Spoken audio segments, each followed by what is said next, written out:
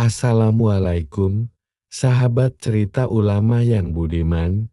Di balik kemegahan Masjid Agung Banten dan reruntuhan Keraton Surosowan, tersimpan kisah luar biasa tentang seorang pemimpin pertama yang membangun peradaban.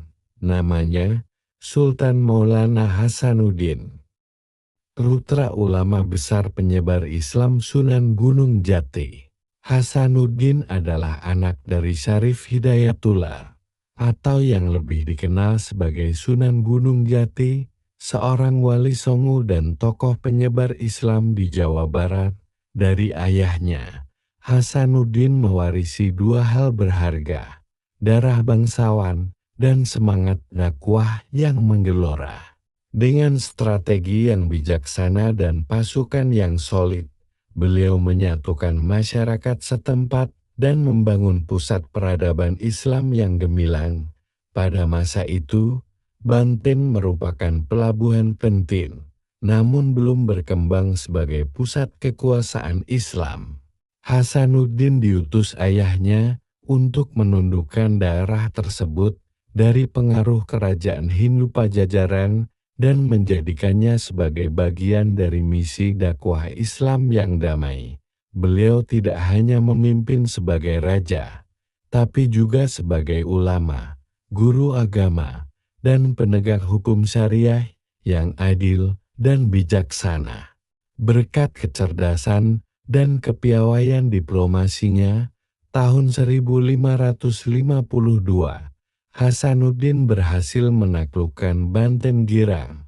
Lada Banten, yang dijuluki emas hitam, menjadi komoditas utama yang mengharumkan nama kesultanan hingga ke mancanegara. Dari beliaulah tonggak kejayaan Banten bermula. Sultan Hasanuddin lebih memilih hidup bersahaja dan dekat dengan rakyatnya, ketimbang membangun istana yang megah untuk dirinya sendiri. Banten pun dikenal sebagai negeri yang agamis sekaligus makmur. Kesultanan Banten pun berdiri dengan Hasanuddin sebagai sultan pertamanya. Di bawah kepemimpinannya yang visioner, Banten berkembang pesat.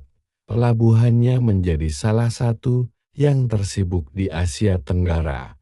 Yang lebih membanggakan, Sultan Hasanuddin membangun sistem pendidikan Islam yang kokoh, mendirikan pesantren-pesantren, dan menerapkan hukum syariah secara moderat. Meski memimpin kesultanan besar, beliau dikenal sebagai sosok yang sederhana dan zuhud. Setelah mengabdi dengan penuh dedikasi, Sultan Hasanuddin wafat pada tahun 1570.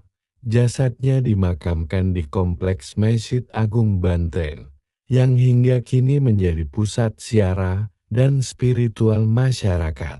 Warisan terbesar Sultan Maulana Hasanuddin bukanlah sekadar bangunan atau wilayah kekuasaan, melainkan nilai-nilai luhur, semangat dakwah yang tak pernah padam, kepemimpinan yang adil, dan kecintaan pada ilmu.